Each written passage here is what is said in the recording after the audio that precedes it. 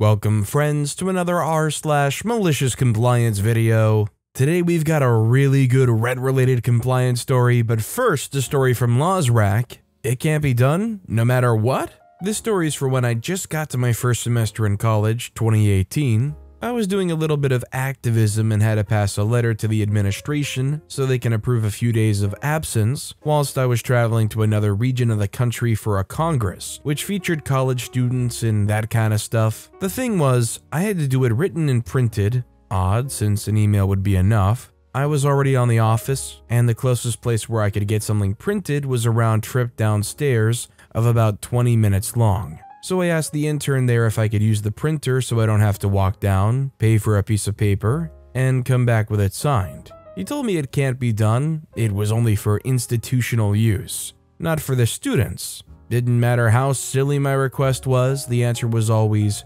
don't. So I decided to just walk to the back door of the office where all the teachers of my career were located. I saw my advisor professor and told him I needed to print this letter and if he could help me. Then we came back to the front office where the intern was sat. My professor printed it in his face and handed it to me. And I proceeded to hand it to the intern so it can be approved. Maybe not so malicious, and the guy just wasn't sure if I could get him in trouble, but oh well. It was a funny face he made at the end. It's always nice to have a contact on the inside. Some places might be really restrictive on what you can and can't do, but if you got somebody on the inside that'll just walk you right through that front entrance essentially, there's no beating that shortcut. If you were an intern on your first day, somebody comes up to you and says, "Hey, can I use your company printer?" Would you deny them too? Or would you let them copy whatever they needed to copy? Let me know how you guys would handle it in the comments down below. Our next story is from Interesting Airy 32. Customer demands coworker's personal number. About 20 years ago, my small company merged with another small company from another state. The other office closed and the employees were relocated to our office. Our office is on the east coast of the US. The other office was in a time zone 1 hour behind ours. One of the new coworkers had to leave about 30 minutes before 5 to meet a vendor fixing something in their new house. About 5 minutes before 5, one of the other company's customers called us and I answered the phone. She wanted to talk to the new coworker. I told her that coworker wasn't in the office and offered to take a message. This led to a long argument. The customer was from the west coast of the US, which is 3 hours behind us. The customer started by demanding to know why the coworker wasn't there when it wasn't even 2 p.m. I explained the time difference. Then she demanded my coworker's personal number so she could call her at home. I explained that I was not going to give our personal information about a coworker I had just recently met. The customer then assured me that the coworker had given out her former home number, no cell phone, and that coworker would be very upset if the customer was unable to reach her at her new home. I didn't engage that argument because it was stupid. Finally, the customer accepted that she was not going to talk to the coworker and asked if someone else could help. The answer was no because it was well after 5 p.m. and everyone else had left, and I wasn't yet trained on the new product. This brought us right back to the fact that closing at 2 p.m. was ridiculous. I explained that it was 5 p.m. where I was. We simply don't have enough employees to be covering every time zone on the planet. We have customers all over the world. We don't open 5 hours early for European customers. We don't stay open 8 hours late for Australian customers. And we don't stay open 3 hours late for Californian customers. We use East Coast hours because those work best for our handful of employees and their families. Customers are generally understanding, and nothing we do is that time sensitive that it can't wait till the next day. I finally said that the only choices were to try again tomorrow, or I can take a message and give it to the coworker. The customer finally agreed to give me a message, but she insisted that the coworker call her first thing. I assured her that I would tell the coworker exactly that. So when the coworker came in the next day at 9 a.m., she complied and immediately called the customer back. It was 6 a.m. her time. Woke her up. You know it's bad when you're dealing with somebody that literally does not understand the concept of time zones. I think this person needs multiple kinds of awakenings, not just one at 6 a.m. I think it's time to learn how the world works. By the way, if you're enjoying these stories, make sure to hit those like and subscribe buttons down below so you never miss any of my daily videos. Our next story is from Mysterious One. That'll cost ya. Many years ago, I worked in an aerospace machinery company where I was the only female that wasn't in an office or administrative position. My job was doing quality control. The sexism and discrimination had started before I got hired, but that's another story. It did affect how I was treated, which is why I mention it for this story. As a parts inspector, I would verify that a part was made to specifications, then put my stamp on it showing that it had been inspected and what the results were. One day, I was trained to measure the diameter of a type of shaft that is used in airplane engines.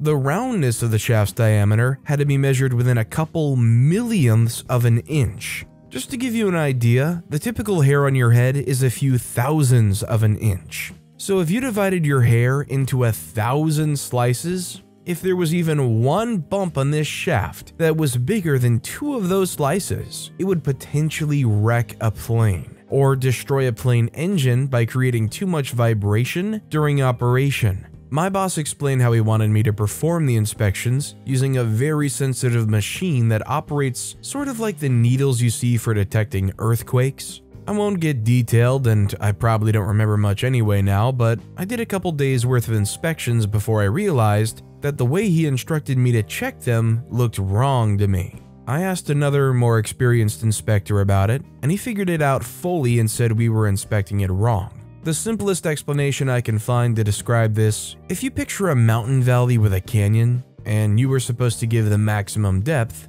you'd go from the lowest part of the canyon to the highest point of the highest peak. The instructions he gave me were essentially reading from the ground to the peak instead. So I went to my boss and told him, and he basically said I didn't know what I was talking about and ordered me to continue to do it as he had told me to.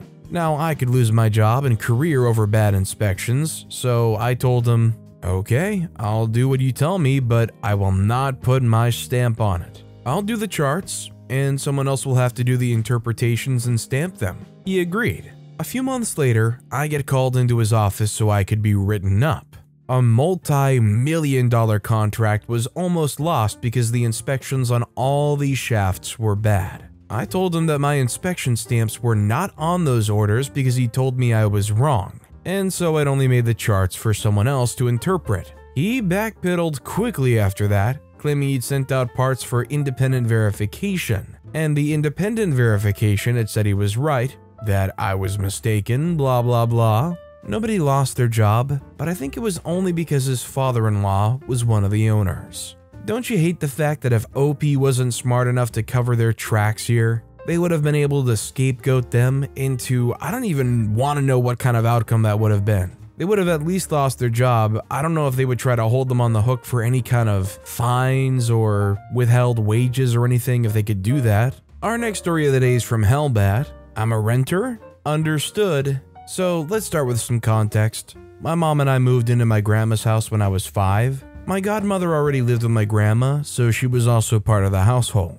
Firstly, my aunt has never done anything with her life. She liked to say that she had to take care of my grandma, but my grandma was a feisty old Mexican lady who happily handled everything herself all the way until she got cancer in her very last year of life. She used my grandma as a crutch to never get a job, or really any source of income ever. My mom and grandma paid for this house every year and kept it up and running. Fast forward to me being 22, my mom died of cancer. We knew my grandma wouldn't be able to afford the house herself, so my wife and I stood to help because we felt bad leaving right after my mom died. So for 2 to 3 years, we handled the house taxes, the electricity bill. When the air conditioner broke, we paid to fix that. And I also gave my grandma my old car when I got a new one so my aunt could take her to her doctor appointments and whatnot. I did all of this because I was taught to be there for my family by my mom. After those 2 to 3 years, my grandma died. So now it was only our income and my aunt needing to be supported by us. Again, this is how I was taught. Family takes care of each other. We felt bad leaving my aunt after my grandma died, so we stayed again. Bought food for her, cooked for her. I even handled all the dishes and house cleaning. I mowed the lawn, I handled any insect issues the house was having. even gave her our recyclables so she could have at least a little money for stuff. So it finally gets to a point where I confront her and say, look, my mom has helped pay for this house, now I am too. My wife and I want to help you. Notice I said help and not take the house away from you. Make the house nice again. We want to get new carpet, fix the broken windows, etc. For this though, we'll need you to co-own the house with us. We aren't going to put our money into it just for you to go and sell it and we end up screwed over. Or also, if you just happen to die young, the house would just go to the bank.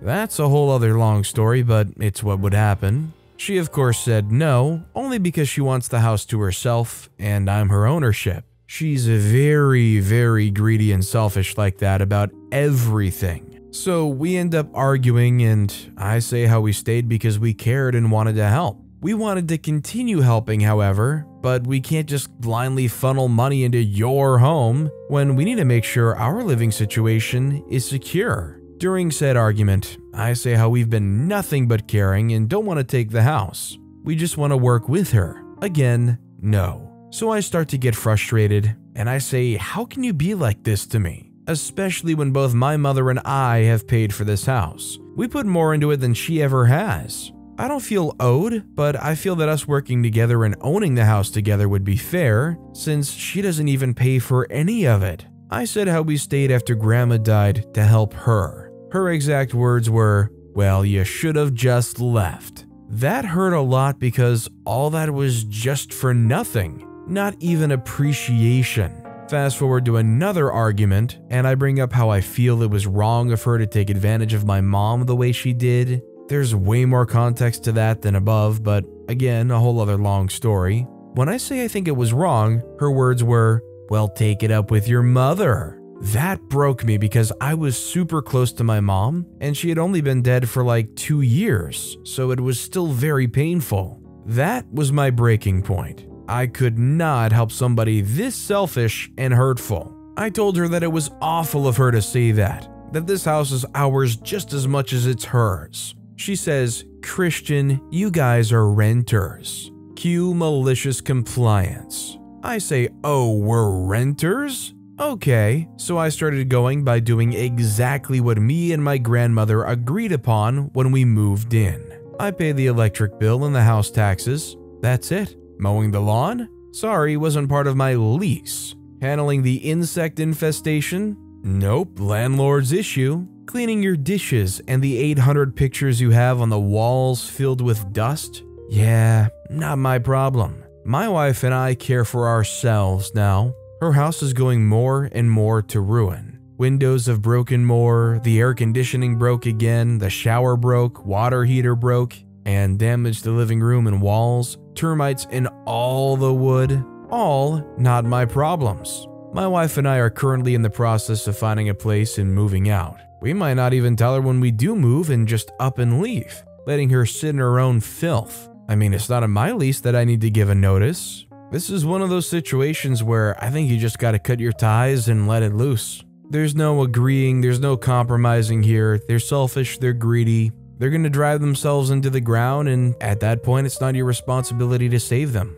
And our final story of the day is from Cyber 2001. None of us are leaving until I see every single Marine here. I worked in the armory of the US Marine Corps. We stored and repaired all of our infantry units' weapons. Because the armory worked on a different and annoying schedule, there were many formations, think big outdoor meeting, we didn't have to attend. We would just check in with the company office when we were done.